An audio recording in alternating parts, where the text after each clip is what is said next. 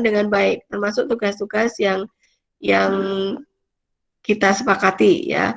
Kuliah akan diawali dengan tilawah Quran, tetapi tidak dilakukan masing-masing ya, sehingga saya minta Anda mengupload tilawah itu dalam bentuk voice note saja, tidak perlu dalam bentuk video ya, sesuai kesepakatan nanti di folder tilawah yang sudah disediakan di Google Classroom ya. Nah, kemudian nanti kita akan membahas ini 14 kali pertemuan. Kira-kira nanti saya akan memberikan di 7 pertemuan itu tentang banyaknya tentang sertifikasi halal ya, produk halal, bagaimana membuat produk halal gitu. Kemudian nanti Bu Ani di sesi berikutnya itu akan lebih banyak ke autentikasi halal. Jadi pemanfaatan instrumen nanti untuk bagaimana deteksi halal ya. Nah, ini capaian pembelajaran yang mungkin perlu Anda pahami ya. Nanti mahasiswa harus memahami prinsip maqasid syariah ya, dan maqasid syariah dalam penetapan halal dan haram. Nah, ini yang akan kita bahas hari ini. Nanti hari ini kita akan membahas maqasid syariah. Ya, apa sih maqasid syariah itu? Ya. Kemudian pertemuan capaian berikutnya, mahasiswa memahami bahan-bahan yang diharamkan dalam makanan dan produk-produk farmastika. Ya. Jadi bahan-bahan yang diharamkan, bahan-bahan yang punya potensi untuk haram, gitu seperti apa? Ya, dalam bentuk rawnya dan juga nanti dalam bentuk praktisnya. Ya. Kemudian kita juga akan mempelajari sistem jaminan halal dalam proses produksi dan sertifikasi halal produk. Ya, jadi kalau di dalam sistem produksi obat itu Anda mengenal CPOB, cara pembuatan obat yang baik, ya, dalam pembuatan makanan juga ada. Nah, di dalam pembuatan produk halal ini kita mengetahui ada sistem jaminan halal. Ya, jadi halal assurance system. Ya, halal assurance system atau sistem jaminan halal ini dalam proses produksi dan sertifikasi halal produk nanti seperti apa. Jadi kalau nanti Anda bekerja di suatu industri, produk Anda ingin disertifikasi halal, maka industri itu harus menerapkan sistem jaminan halal. Ya, jadi harus ada assurance terhadap kehalalan produk yang Anda hasilkan dari industri Anda. Ya. Nah, ini nanti harus dijamin, ini sistem jaminan halal. Kemudian mahasiswa memahami titik kritis dalam proses produksi produk-produk halal. Ya, jadi di dalam proses produksi itu ada titik-titik yang kritis. Nah, itu yang harus dicermati dan kemudian person yang terlibat di dalam titik-titik kritis itu harus mendapatkan pelatihan yang cukup. Nah, ini Anda harus bisa memahami dari rangkaian produk. Ya, misalnya Anda ingin membuat produknya apa? Produknya makanan apa, keripik kentang misalnya gitu ya. Keripik kentang itu di mana sih titik kritisnya? Ya. Ingin membuat bakso, di mana titik kritis produksi bakso? Nah, ini kita akan memahami itu. Ya. Kemudian nanti yang ini akan banyak di Bu Ani ya, memahami prinsip-prinsip instrumentasi kimia dalam deteksi bahan non halal yang nanti akan menggunakan GC, HPLC, IR, dan juga PCR. Jadi PCR itu metode molekuler, IR itu dengan spektrofotometri, dan GC dan HPLC ini dengan kromatografi. Ya. Nah, kalau ini capaian pembelajaran yang lain, mampu menghargai pendapat orang lain dan bekerja sama dalam memecahkan masalah kefarmasian. Oke, ini beberapa hal yang akan kita pelajari nanti. Ya. Nah, hari ini kita akan bicara tentang maqasid syariah. Ya. Tentang apa yang akan kita pelajari dari tadi yang sebelumnya, ada yang ingin diperjelas? Nggak ada? Ya, oke. Saya lanjutkan ke berikutnya ya, tentang maqasid syariah. Apa sih maqasid syariah itu? Maqasid itu jamaknya dari qasdun, maksud juga ya. Ini maqasid itu jamaknya dari maksud, tujuan, artinya tujuan. Syariah itu kalau secara makna itu sesuatu yang telah ditetapkan oleh Allah untuk hambanya berupa ajaran agama. Kalau syariah secara bahasa ini adalah jalan ke arah sumber air tanpa putus. Ya, jadi syariah itu jalan ke arah sumber air, ke arah sumber. Ya. Kalau syariah secara makna ini adalah sesuatu yang telah ditetapkan oleh Allah berupa ajaran agama. Nah, maqasid syariah itu artinya adalah secara umum tujuan dan fungsi syariat ya yang berupa mendatangkan kemaslahatan baik dalam bentuk mewujudkan ataupun memelihara kemaslahatan tersebut. Ya, jadi tujuan atau fungsi syariat ya untuk mendatangkan kemaslahatan dalam bentuk mewujudkan, ya ini mewujudkan atau memelihara kemaslahatan tersebut. Ya, jadi Allah itu menurunkan syariat, misalnya syariat sholat itu ada maksudnya. Syariat zakat itu ada maksudnya, ya. Ada maksudnya, ya. Tetapi bisa jadi ya kita tidak tahu maksudnya. Ada yang tahu, ada yang belum tahu. Ya, misalnya zakat itu fungsi sosialnya kita tahu gitu. Tetapi bisa jadi hal-hal lain ya yang Allah syariatkan ternyata kita belum tahu, ya. Belum tahu apa hikmahnya, ya. Nah, kalau belum tahu gimana? Kalau tahu tentunya kita akan, kalau tahu maksudnya tentunya kita akan lebih bersemangat ketika kemudian kita menjalankan syariat Allah itu. Ya, menjalankan atau menghindari kalau itu berupa larangan. Ya, tetapi kalaupun belum tahu, maka harusnya ya itu kita tidak kemudian tidak kemudian tidak taat terhadap syariat yang sudah ditetapkan oleh Allah. Ya, itu ya maksudnya. Nah, maksud syariah itu dibagi, tadi kan ada mewujudkan kemaslahatan ya atau menjaga kemaslahatan. Nah, kemaslahatan itu terbagi dalam 3 hal, yaitu doruriyah, hajiat, dan tahsiniyat. Doruriyat artinya apa? Doruriyat itu adalah kemaslahatan yang kepadanya bersandar kehidupan manusia. Jadi darurat. Kalau kemaslahatan itu tidak ada, maka akan terjadi ketidakstabilan, kerusakan, atau kesengsaraan. Jadi akan terancam kehidupan manusia itu kalau tidak ada ini. Misalnya apa? Makan, minum, ya.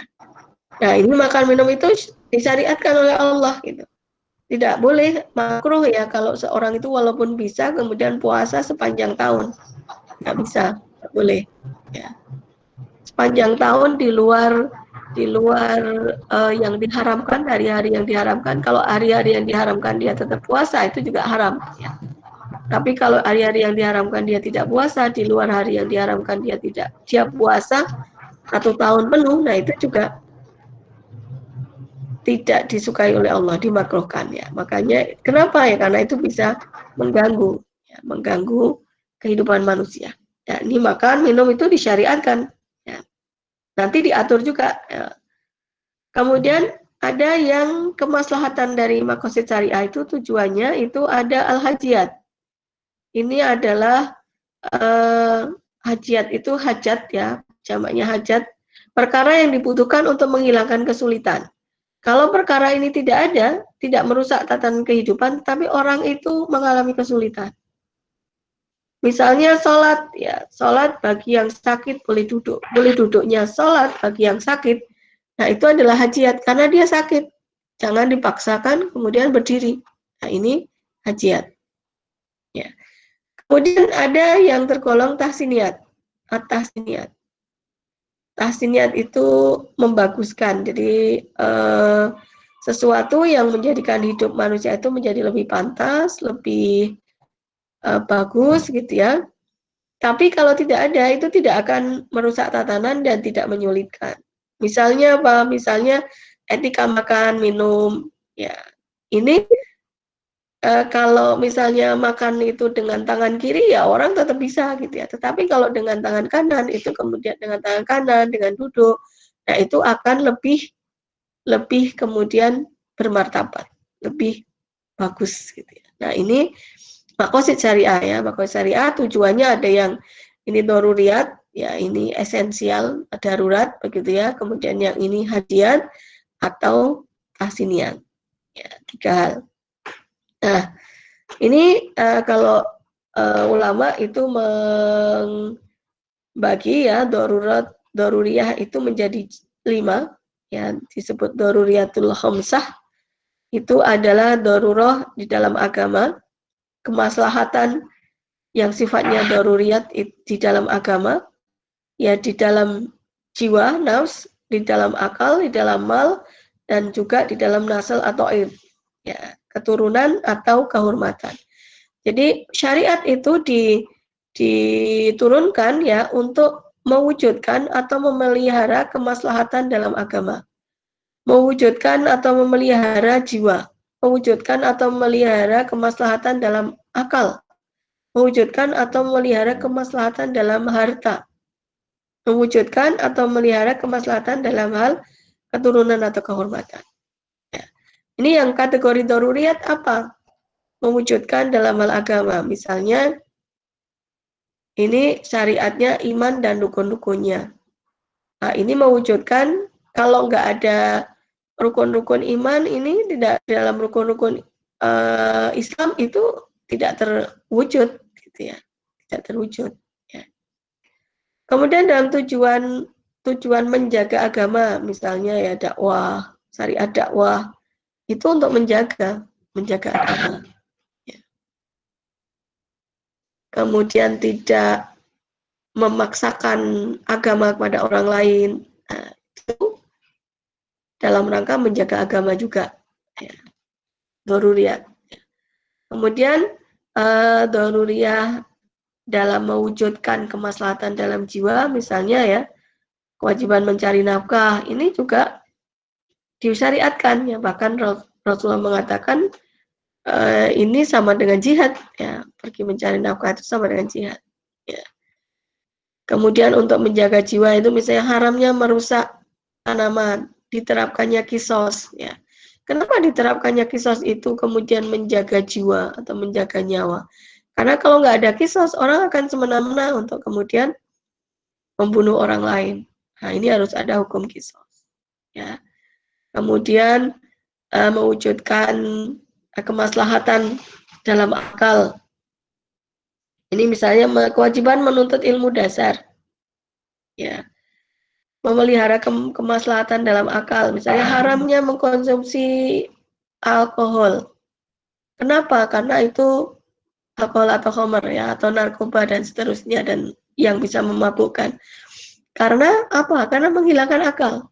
Ini tidak menjaga akal, jadi harus diharamkan. Ya. Kemudian kemaslahatan dalam jiwa, misalnya adanya muamalat, dalam hal harta, ya adanya muamalat, haramnya mencuri, ya nggak boleh mencuri ya karena hak orang itu harus dipelihara. Ini ya. Kemudian daruriyatun nasl dalam kehormatan ataupun keturunan. Ini misalnya dengan disyariatkannya pernikahan, dilarangnya perzinahan. Kenapa ini dilarang? Karena kehormatan ya. Jadi kalau itu tidak dilarang, maka kehormatan manusia itu kemudian menjadi hilang gitu ya. Apa bedanya manusia dengan hewan gitu? Kalau tidak ada syariat pernikahan. Ya. Oke, nah ini dalam kategori daruriyat. Kalau tidak ada syariat nikah, ini nanti ini banget gitu ya. Manusia itu kacau banget, tatanan kehidupan manusia kacau banget gitu ya. Kalau mencuri itu tidak diharamkan ya, nanti juga akan kacau banget tatanan di dalam kehidupan masyarakat manusia itu. Makanya ini dalam kategori daruriyat. Ya, jadi ada derajat daruriyat ya, derajat yang darurat yang kalau tidak disyariatkan itu akan mengganggu tatanan kehidupan manusia.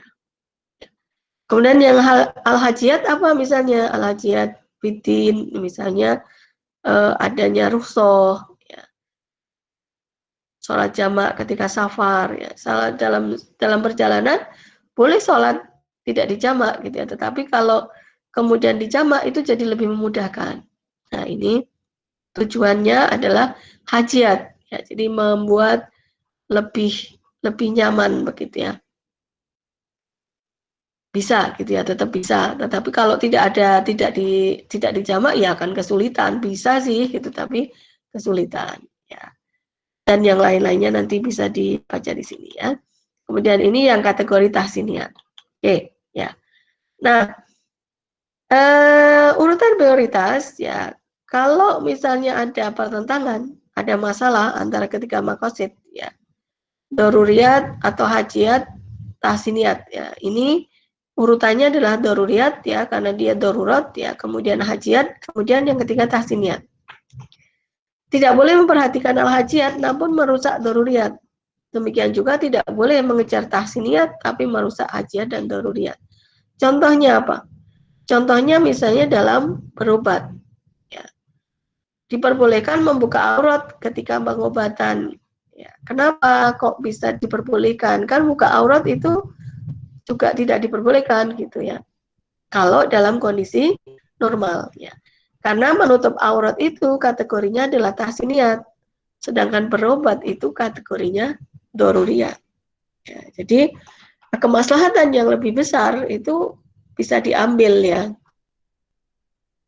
Dengan kemudian lebih dipertimbangkan ya daripada kemaslahatan yang lebih kecil. Ya. Kemudian contoh lagi, diperbolehkan makan bangkai dalam keadaan darurat karena memelihara jiwa. Kenapa? Kalau nggak makan bangkai itu dia bisa mati. Nah, ini diperbolehkan ketika dalam keadaan darurat. Kalau dalam keadaan normal, ketika sudah makanan yang lain sudah ada, ya tidak boleh lagi, karena ini hanya sampai ke menjaga jiwa saja.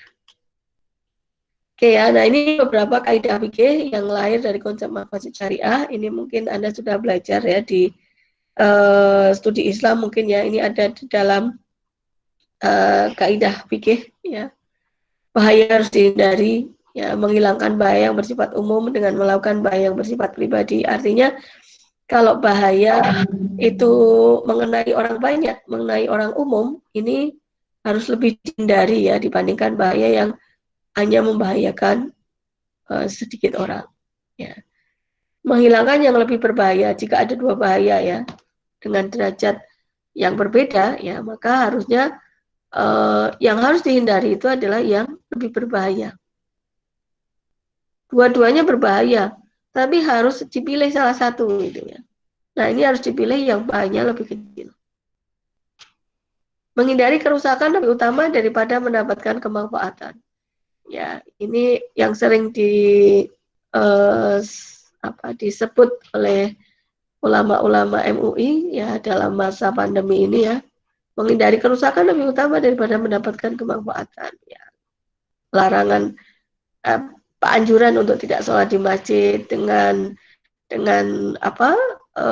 risiko COVID ya di daerah merah misalnya gitu ya. Kalau keluar itu jadi menghindari infeksi itu lebih utama ya dibandingkan mendapatkan keutamaan sholat jamaah di masjid. Jadi makanya ada anjuran untuk tidak sholat di masjid gitu ya di daerah merah. Ya. Kemudian darurat itu dapat membolehkan sesuatu yang tidak diperbolehkan. Tadi ya misalnya dalam keadaan darurat makan bangkai diperbolehkan. Darurat diukur dengan kadarnya. Ini artinya darurat itu ada ukurannya, tidak selamanya kemudian darurat gitu. Makan bangkai itu dibolehkan hanya dalam keadaan darurat saja, hanya sekedar menyambung hidup saja. Ketika sudah cukup, ya sudah, bangkai itu statusnya jadi haram lagi. Ya. Kemudian kesulitan mendatangkan kemudahan. Ya, misalnya adanya kesulitan ketika perjalanan, nah itu ada rustoh sholat ya, berupa sholat jamak dan seterusnya. Kesulitan harus dihilangkan, ya tidak boleh melakukan sesuatu yang menyulitkan diri sendiri. Ini juga prinsip. Nah, sekarang kita akan lihat ini nanti Anda bisa baca di prinsip halal dan haram menurut Yusuf Qaradawi. Saya ada soft file bukunya, kalau mau beli hard file-nya juga banyak ya. Tapi ini ada soft file-nya, nanti saya share di Classroom, ya, termasuk PPT-nya juga nanti saya share. Ya. Nah, ini yang pertama, asal bagi setiap sesuatu itu adalah mubah. Prinsip dalam penetapan hal haram itu sebenarnya asalnya sesuatu itu boleh. kecuali ada pengharaman. Ya, misalnya semua makanan itu pada dasarnya boleh kecuali yang diharamkan. Nah, yang diharamkan di surat Al-Maidah ayat 3 itu hanya babi, darah, bangkai, daging hewan yang tidak disembelih dengan nama Allah, ya, kemudian daging hewan yang tercekik, terpukul, terjatuh gitu ya, yang tidak sempat disembelih. Ya, ini Al-Maidah ayat 3, ini ayatnya ini. Diharamkan bagimu makan bangkai, darah, daging babi, ya, kemudian daging hewan yang disembelih atas nama selain Allah. Jadi daging hewan kalau disembelihnya atas nama selain Allah tidak diperbolehkan. Nanti kita akan bahas ya.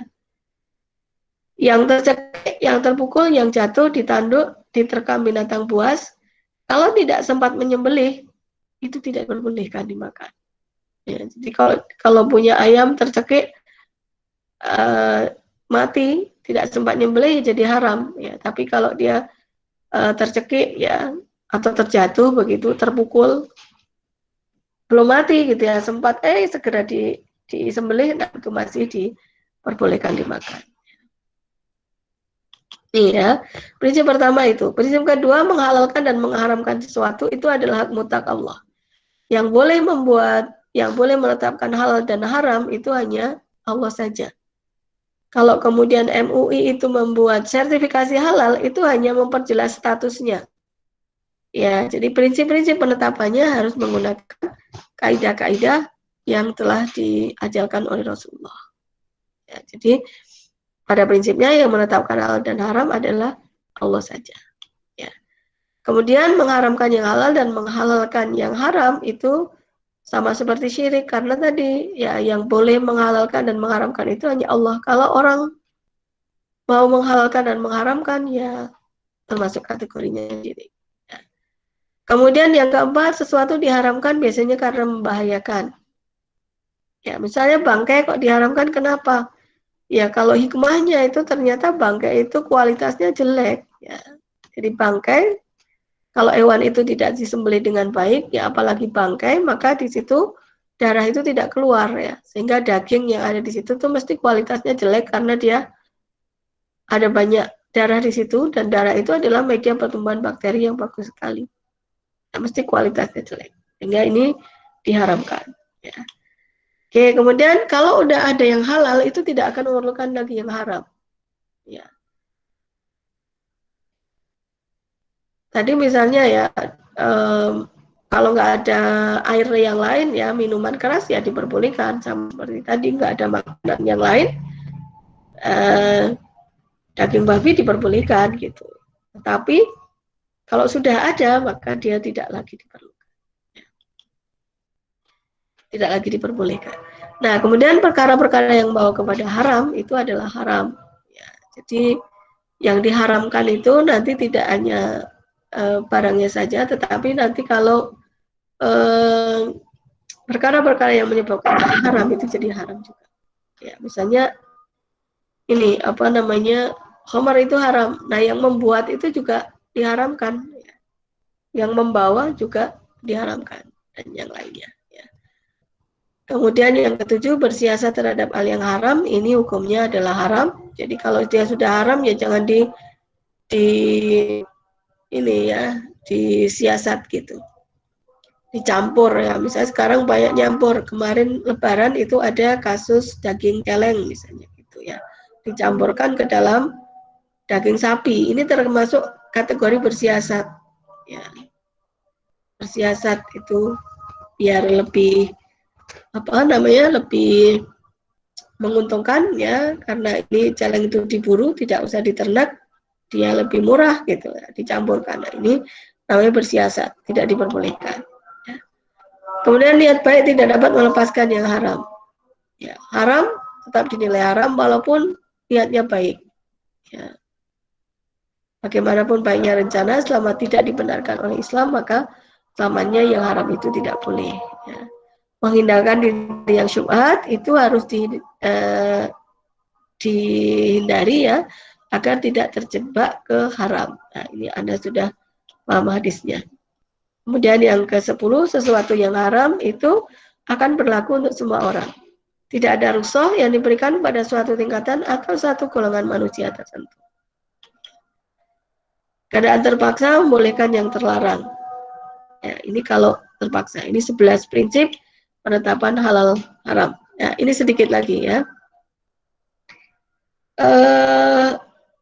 Saya agak cepat karena sudah asar. Ya. Konsep halal haram najis. Nah, di dalam nanti penetapan halal haram itu ketiga hal ini akan saling berkaitan. Ya. Nah, kita harus pahami dulu hukum halal haram itu ya bisa menyangkut perbuatan, bisa menyangkut benda. Ya, hukum itu ya bisa menyangkut perbuatan atau bisa menyangkut benda. Kalau menyangkut perbuatan itu ada juga tentang haram di sini. Ya, tapi haram, kemudian ada makruh, ada mubah, ada sunnah, ada wajib.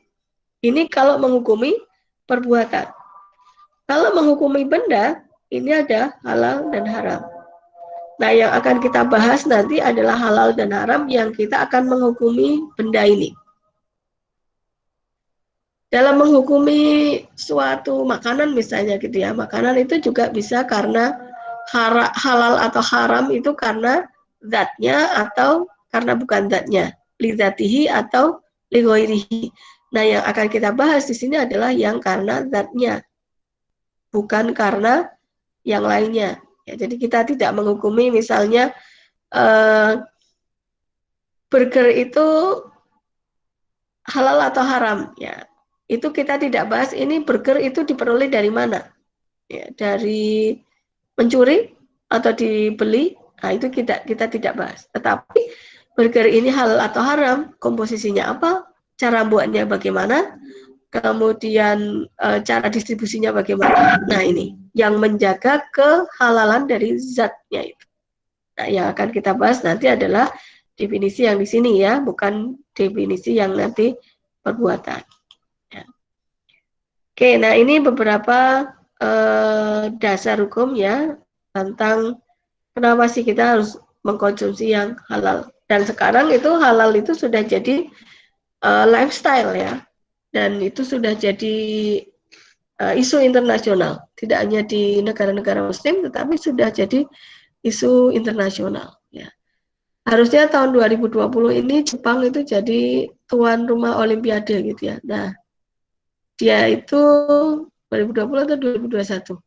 Nah, dia itu sudah mempersiapkan untuk Olimpiade itu dengan sertifikasi halal kayak gitu-gitu sudah disiapkan.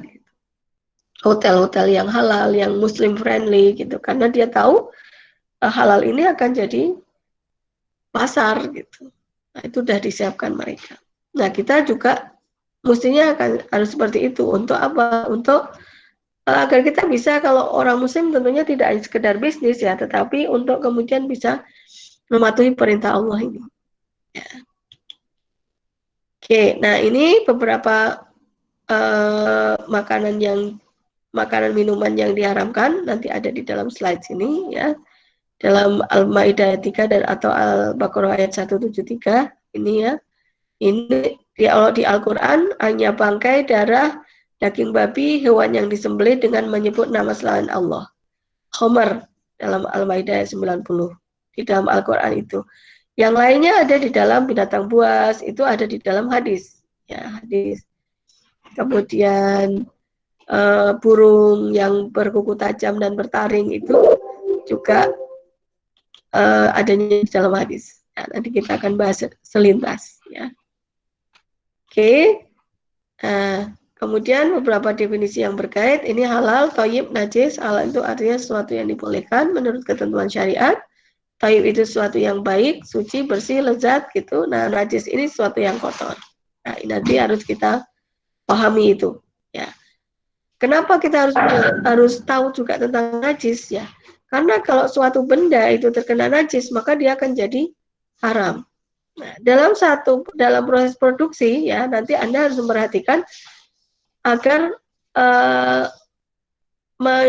menjamin gitu ya, proses produksi Anda itu bebas dari najis gitu ya. Misalnya bagaimana gitu ya. Untuk menjamin dari najis ya. Misalnya tadi Anda ingin memproduksi keripik kentang gitu ya. Keripik kentang, kentangnya sudah pilih dari yang kualitas bagus, sudah dipilih gitu ya. Nah, sebelum dipotong gitu ya, kentang itu mestinya dicuci gitu. Ya, cucinya gimana gitu. Nah, cucinya juga harus syar'i. Nah, untuk nyuci dia harus memenuhi ketentuan. Seperti itu misalnya ya. Dari sisi karyawannya juga ya, karyawan yang mengolah dia harus ada SOP-nya. Bagaimana kalau dia mau masuk ke ruang produksi. Nah, ruang produksi harusnya tidak bersebelahan dengan toilet misalnya gitu. Nah, ini adalah prinsip-prinsip yang harus kita tahu ya tentang berkait dengan najis di dalam implementasi proses produksi produk halal. Nah, kalau ini sikap seorang muslim terhadap yang syubhat ya, nanti silakan dibaca. Nah, ini kemudian produk olahan ya. Jadi kalau babi, ya ini babi itu yang diharamkan tidak hanya dagingnya. Ya, kalau di dalam surah Al-Maidah itu walahmul hinzir hanya disebutkan daging babi saja, tetapi sesungguhnya itu adalah semua bagian dari babi itu adalah haram. Dan semua yang diturunkan dari babi itu adalah haram. Misalnya apa? Misalnya ada lemaknya, ya lemaknya. Kalau ini tertulis di sini lemak hanya kemudian dibuat jadi penyedap kayak gitu. Ini masih terlalu simpel ya. Tetapi kalau misalnya lemaknya atau tulangnya nanti jadi gelatin, gelatinnya udah nggak terlihat sama sekali itu tulang babi gitu ya. Tapi gelatin yang berasal dari babi itu tetap haram. Ya. Anda misalnya punya magnesium stearat, asam stearat ya, magnesium stearat. Kalau dalam proses produksi obat itu magnesium stearat termasuk bahan pelicin. Ya, bahan pelicin dalam proses produksi tablet. Kalau magnesium stearatnya itu asam stearatnya sebelum jadi garam magnesium stearat itu berasal dari asam dari lemak babi, maka jadi haram. Walaupun sudah tidak nampak sama sekali. Nah, ini ya, jadi babi itu yang diharamkan tidak hanya dagingnya, tapi semua bagian ya dan semua turunannya. Ya, oke. Ya, ini bahan-bahan haram di luar babi nanti bisa dilihat lagi ya. Termasuk ini ada organ manusia. Ya, organ manusia kalau di dalam hadis tidak ada ya, tetapi ini untuk menjaga kehormatan manusia ya. Ini daruriyatul nafs ya, organ manusia itu diharamkan digunakan. Organ manusia mungkin kalau daging gitu nggak akan lah ya, yang kanibal seperti itu. Tetapi misalnya DNA manusia digunakan ya, dalam rekombinan bakteri itu juga tidak diperbolehkan. Ya, Anda paham misalnya produksi insulin ya, itu insulin kan menggunakan bakteri ya, bakteri DNA-nya DNA insulin itu dimasukkan, DNA yang mengkode produksi insulin dimasukkan ke dalam mikroorganisme sehingga nanti mikroorganisme itu bisa memproduksi insulin kan kayak gitu. Nah, kalau DNA yang dititipkan di mikroorganisme ini adalah DNA dari manusia, maka itu tidak diperbolehkan. Nah, ini yang harus dipahami ya. Organ manusia tidak diperbolehkan. Apalagi kalau misalnya plasenta manusia gitu ya, atau bayi misalnya gitu ya, organ-organ bayi yang aborsi itu juga tidak diperbolehkan ya. Ini harus diketahui. Nah, nanti peraturan perundangan di Indonesia yang mengatur tentang produk halal ini ada Undang-Undang Nomor 18 tentang Pangan, Undang-Undang Nomor 33 2014 tentang Jaminan Produk Halal. Nah, ini termasuk referensi utama kita, Undang-Undang JPH. Ya, nanti silakan mungkin ini bisa di googling begitu ya dan dipelajari terutama yang Undang-Undang tentang Jaminan Produk Halal ini. Yang belum 100% bisa terimplementasi saat ini. Oke, mungkin itu untuk kuliah hari ini sudah asar. Mungkin ada yang ingin diperjelas, silakan. Apakah ada?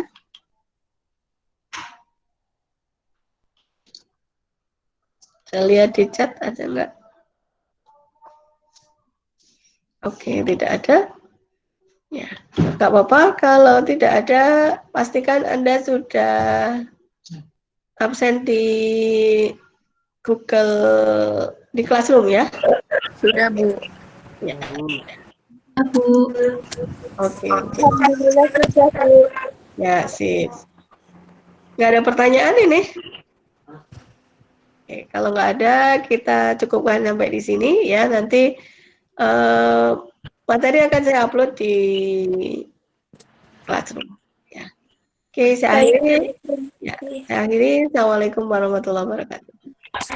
Waalaikumsalam warahmatullahi wabarakatuh. Makasih, Bu. Ya, sama-sama. Ya, selalu. Terima kasih, Bu.